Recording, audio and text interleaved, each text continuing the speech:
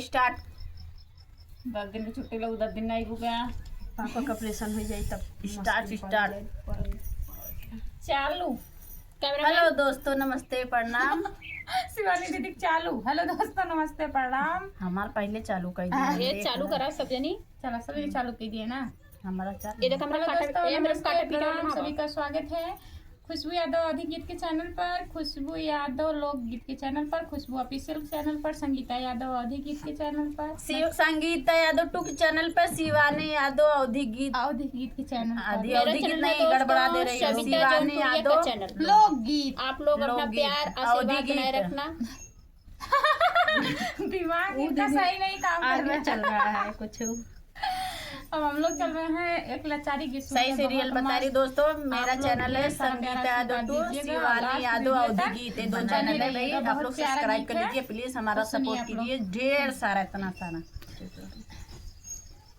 कहां से आवे हमरा नाने कई मिलन मजे कर जीन बोलिया, जे कर जीन बोलिया सखी कहां से आवे बिया हलवा तड़प के बोलै तीन बोलिया, सखी कहां से आवे बिया हलवा तड़प के बोलै तीन बोलिया, पूरा बस आवे हमरा नाने कई मिलन मजे कर जीन बोलिया, जे कर जीन बोलिया सखी पछुआ से आवे बिया हलवा तड़प के बोलै तीन बोलिया, सखी पछुआ से आवे बिया हलवा तड़प के बोलै तीन बोलिया, कहवा बैठाया अपने नाने कई मिलन जे कर जीन बोलिया,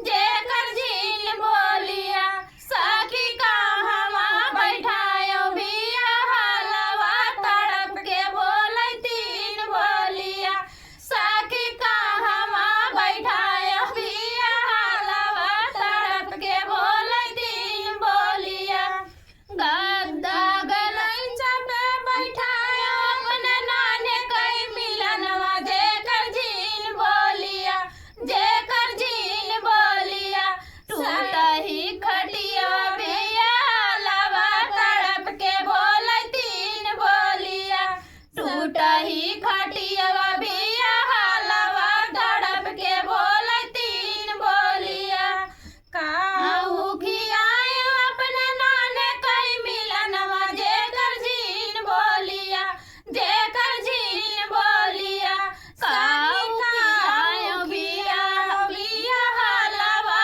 तड़प के बोलै तीन बोलिया, सखी काहू खियाए बिया हलवा तड़प के बोलै तीन बोलिया, पूड़िया मिठाई नाने सही मिलन जे कर जीन बोलिया, जे कर जीन बोलिया सुखली भौरिया बिया हलवा तड़प के बोलै तीन बोलिया, सुखली भौरिया बिया हलवा तड़प के बोलै तीन बोलिया, काहू खियाए अपने नाने कई मिलन जे कर जीन बोलिया, जे कर जीन बोलिया काहू पियायो बिया हलवा तड़प के बोलै तीन बोलिया, सखी काहू पियायो बिया हलवा तड़प के बोलै तीन बोलिया।